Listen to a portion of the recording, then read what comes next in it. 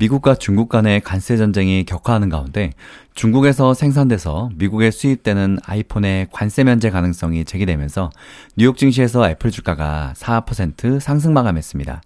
이날 애플의 주가는 전날보다 4.06% 오른 198.15달러에 거래를 마치면서 200달러 선 회복을 눈앞에 뒀는데요.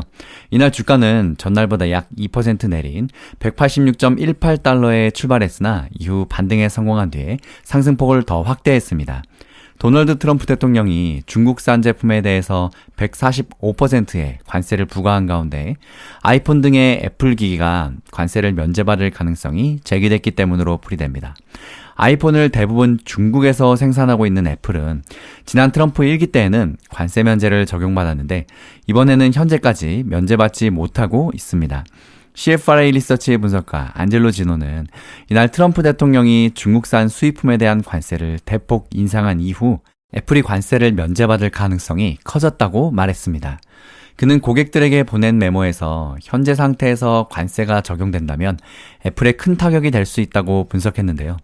이어서 애플은 관세 비용을 소비자에게 전가하는 것을 가을 제품 출시 주기까지 늦출 것으로 예상된다며 미국과 중국 간의 합의가 조속히 이뤄지지 않는다고 보면 애플이 관세 면제를 받을 가능성을 기존 20%에서 500%로 상향 조정한다고 전했습니다. 그는 트럼프 대통령은 미국 대표 기업인 애플에 타격을 주는 것을 원치 않고 애플이 향후 4년간 미국 제조 및 국내 투자에 5천억 달러 이상을 지출하겠다고 약속한 점도 고려할 것이라고 말했습니다. 또 이번 관세가 애플의 주요 경쟁사인 한국의 삼성에게 유리하게 작용할 수 있다고 그는 덧붙였는데요. 상호관세가 계획대로 부과되면 중국산 제품에는 100%가 넘는 관세가 붙지만 한국산 제품에는 25%의 관세가 붙게 되기 때문입니다. 한편 전기차 업체 테슬라의 주가는 0.04% 내린 252.31달러의 거래를 마쳤습니다. 테슬라 주가는 미국과 중국의 관세 전쟁 탓에 중국에서 일부 모델의 판매를 중단한 것으로 알려지면서 장중 3% 이상 하락했지만 낙폭을 대부분 줄였는데요. 블룸버그 통신은 테슬라가 11일부터 중국에서 모델 S와 모델 X에 대한 신규 주문을 받고 있지 않다고 보도했습니다. 테슬라는 중국에 공장이 있지만 이 두 모델만큼은 미국에서 생산됩니다. 미국과 중국의 관세 경쟁 속에서 중국 반도체 업계가 수입 반도체의 원산지를 웨이퍼 제조국을 기준으로 판단하는 규정을 명확히 했습니다. 홍콩 사우스 차이나 모닝포스트와 로이터 통신, 중국 경제매체 제일제경 등에 따르면 중국 반도체 산업협회는 전날 소셜미디어 위챗을 통해서 반도체 원산지 기준에 대한 공지를 올렸는데요. 협회는 공지에서 패키징 공정을 거쳤든 거치지 않았든 모든 직접 회로 제품의 수입 통관 시 원산지는 웨이퍼 제조 공장 위치를 기준으로 신고할 것을 제안한다고 밝혔습니다. 그동안 업계에서는 반도체 수입 시에 관세를 적용하는 원산지 기준이 불확실했는데 이를 명확히 한 것입니다. 번스타인의 애널리스트들은 투자자들이 보통 팹이 아닌 패키징이 어디에서 이루어졌느냐를 기준으로 원산지를 판단해 왔었고 팹을 변경하기가 훨씬 더 어렵다는 점에서 이번 협회의 조치는 시장을 놀라게 했다고 평가했습니다. 미국과 중국이 서로 100% 넘는 고율 관세를 부과하는 등 관세 전쟁이 격화하는 가운데 나온 이 조치로 중국의 파운드리 업계가 상당한 탄력을 받게 될 전망입니다. 이에 비해 미국의 반도체 생산 공장에서 생산된 칩은 중국으로 수입될 때 높은 관세를 부과받게 됩니다. 도널드 트럼프 대통령의 관세 정쟁의 일환으로 미국이 중국에 대한 관세를 145%로 재산정하자 중국은 미국에 대한 관세율을 125%로 높이는 보복에 나섰습니다.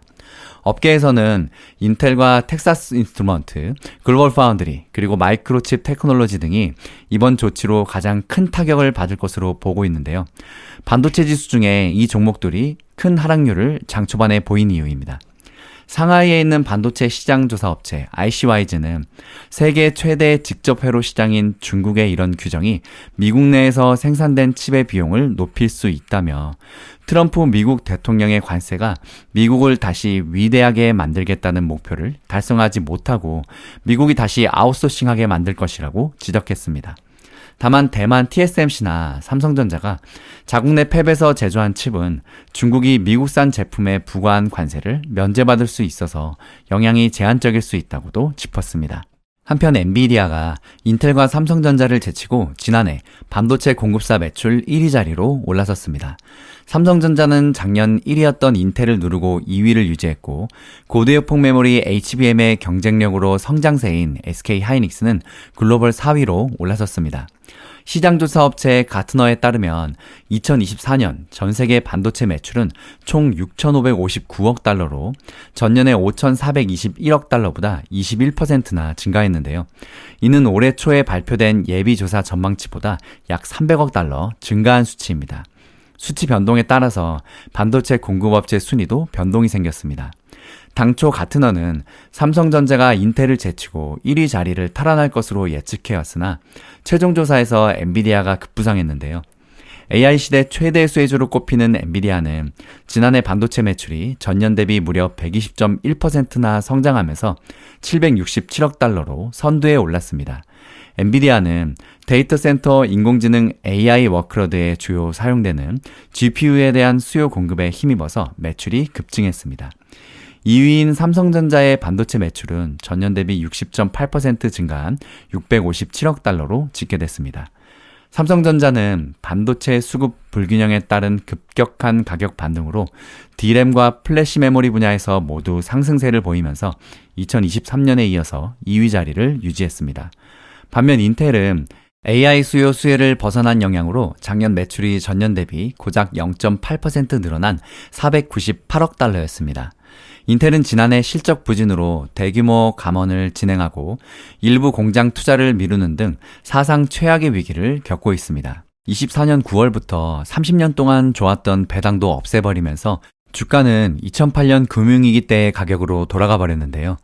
팻겔싱어 최고 경영자도 4년 만에 물러났습니다. 한편 HBM 시장에서 우위를 점한 SK하이닉스의 매출은 전년보다 무려 91.5% 성장한 442억 달러였습니다.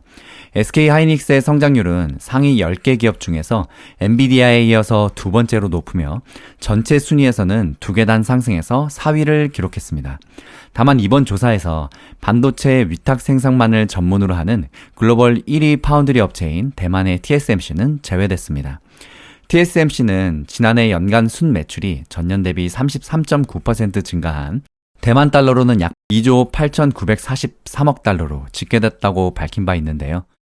TSMC를 포함하면 사실상 TSMC가 지난해 세계 반도체 매출 1위인 셈입니다. 가트너는 지난해 상위 10개의 반도체 공급업체의 매출 순위 변동은 AI 인프라 구축 수요 급증과 함께 글로벌 메모리 매출이 73.4%나 증가한 데 따른 것이라고 해석했습니다.